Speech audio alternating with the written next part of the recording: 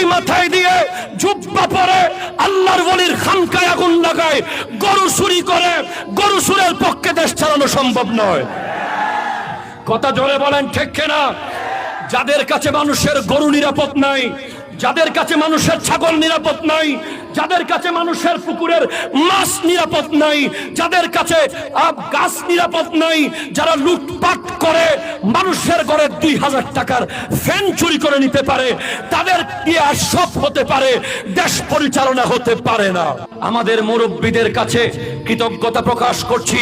আমরা তরুণরা মুরব্বীদের কদমে কদমে গিয়ে বলেছিলাম, আমরা নিজেরা মঞ্চের পিলার হয়ে যাব, মঞ্চের খুঁটি হয়ে যাব, আমাদের কাঁধের উপরে মঞ্চ বানিয়ে আপনাদেরকে দাঁড় করিয়ে দেব, আপনারা এক হয়ে যান। আজ আমরা দেখতে পাচ্ছি ঐক্য হয়ে গেছে, ঠিক কিনা কথা বলেন? আজ বাংলাদেশের টেকনাফ থেকে তেতুলিয়া, রূপসা থেকে পাতুরিয়া প্রত্যেকটা সুন্নি যুবক অপেক্ষায় আছে, কখন আমাদেরকে শাপলা চত্বরে ডাক দেওয়া হচ্ছে, কখন আমাদেরকে ঢাকার রেসকোর্স ময়দানে ডাক দেওয়া হচ্ছে, কখন আমাদেরকে সোহরাওয়ার্দী উদ্যানে ডাক দেওয়া হচ্ছে। আমরা যেতে প্রস্তুত আছি। বাংলাদেশের মানুষ জানে, বাংলাদেশের মসনদ জানে, সুন্নিরা হচ্ছে এই বাংলাদেশের 80%। সুন্নিরা মাঠে নেমে শুধু হাঁটা শুরু করলে বাতিল না পালাতে জায়গা পাবে না।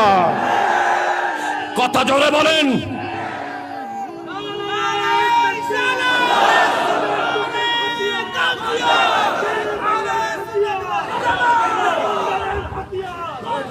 আমরা আমাদের মুরব্বীদের কদমে জানাচ্ছি, আপনারা প্রোগ্রাম দেবেন, 10,000 যুবক আনার দায়িত্ব আমাদের।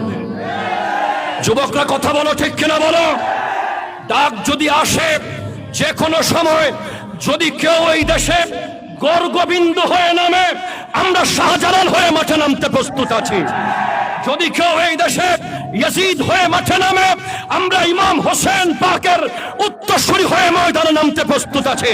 যদি এই দেশে কেউ ফেরাউন হতে চায়, আমরা মূসা আলাইহিস সালামের উত্তরসূরি হয়ে নেমে যাব। যদি এই দেশে কেউ নমরুদ হতে চায়, আমরা ইব্রাহিম আলাইহিস সালামের উত্তরসূরি হয়ে নেমে যাব। যদি এই দেশে কেউ ওই আবু জেহেলের প্রেতাত্মা হতে চায়, আমরা রাসূল আরবীর সৈনিক হয়ে ময়দানে নামতে প্রস্তুত। কথা জোরে বলেন, ঠিক কিনা বলেন? এই বাংলাদেশে কোন মুসলমানকে কেউ হত্যা করবে, সে যেই ধর্মের হোক, সে হিন্দু হোক, সে মুসলিম হোক, সে বৌদ্ধ হোক, সে খ্রিস্টান হোক, সে জুম্মা হোক, সে চাকমা হোক, মানুষ হত্যা করার, মানুষের গায়ে আঘাত করার আইন হাতে নেওয়ার অধিকার কারো নাই, ঠিক কিনা? আমার আগের বক্তা বলেছেন, হুজুর বলেছেন ইসকনের কথা। আমি তো ইসকনের কথা বলার আগে বলতে চাই, যারা মুসলমানের লেবাস পরে, টুপি মাথায় দিয়ে জুব্বা পরে আল্লাহর ওলির খানকায় আগুন লাগায়, গরু চুরি করে, গরু চুরের পক্ষে দেশ চালানো সম্ভব নয়। কথা জোরে বলেন, ঠিক কিনা? যাদের কাছে মানুষের গরু নিরাপদ নাই, যাদের কাছে মানুষের ছাগল নিরাপদ নাই, যাদের কাছে মানুষের পুকুরের মাছ নিরাপদ নাই, যাদের কাছে গাছ নিরাপদ নাই, যারা লুটপাট করে মানুষের ঘরে 2000 টাকার ফ্যান চুরি করে নিতে পারে, তাদের কি আর সব হতে পারে? দেশ পরিচালনা হতে পারে না। নারে তাকবীর, নারে রিসালাত, নারে গাউসিয়া। আল্লামা নূরীর আগমন। হুজুরকে নিয়ে আসেন স্টেজে। সবাই একটু দরুদ শরীফ পড়ুন। আল্লাহুম্মা সাল্লি আলা সাইয়্যিদিনা মাওলানা মুহাম্মাদিন ওয়া আলা আলি সাইয়্যিদিনা মাওলানা মুহাম্মাদিন ওয়া বারিক ওয়া সাল্লিম। সবাই আমার দিকে, সবাই এদিকে তাকান। হুজুর স্টেজে চলে আসতেছে। আমরা এখন আর হযরত সিদ্দিক আকবরের আদর্শে আমরা সারা জীবন থেকেছি, রুখসতের উপরে, ঠিক কিনা কথা বলেন না? আমরা মারতে শিখি নাই, আমরা আগুন দিতে শিখি নাই, আমরা দোকান পড়তে জানি না, আমরা গাড়ি পড়তে শিখি নাই। কারণ আমরা জানি খাজা মঈনুদ্দিন চিশতি রহমতুল্লাহ আলাই যদি চাইতেন, সুলতান শাহাবুদ্দিন মোহাম্মদ গৌরি যদি চাইতেন, সুলতান ওই সম্রাট শাহজাহান যদি চাইতেন, সম্রাট বাবর যদি চাইতেন, কুতুবউদ্দিন আইবেক যদি চাইতেন, এই ভারতে একজন হিন্দু থাকতে পারত না, ঠিক কিনা কথা বলেন? কিন্তু ইসলাম সেটা চায় নাই, ঠিক কিনা জোরে বলেন না? ইসলাম সেটা চায় নাই, আমরা সেটা শিখি নাই।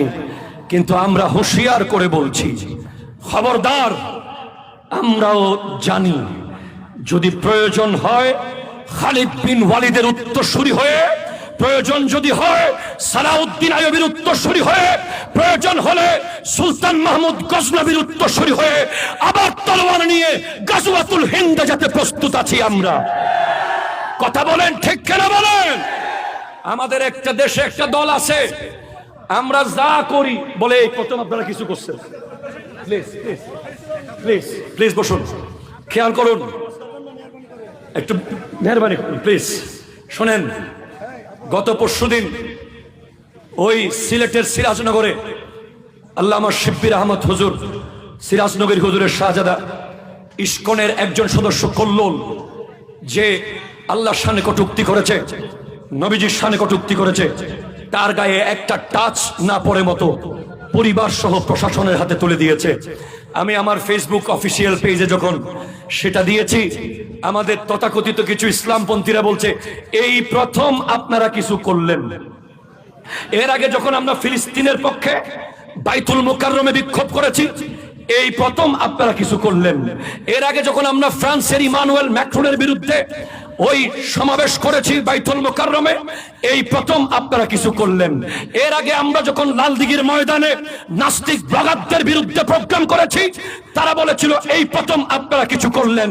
তাদেরকে আমরা কানের গোড়ায় বলতে চাই, আমরা মিডিয়াকে দেখানোর জন্য কিছু করি না, আমরা দুনিয়াকে দেখানোর জন্য কিছু করি না, আমরা আল্লাহ এবং রাসূলের জন্য করি।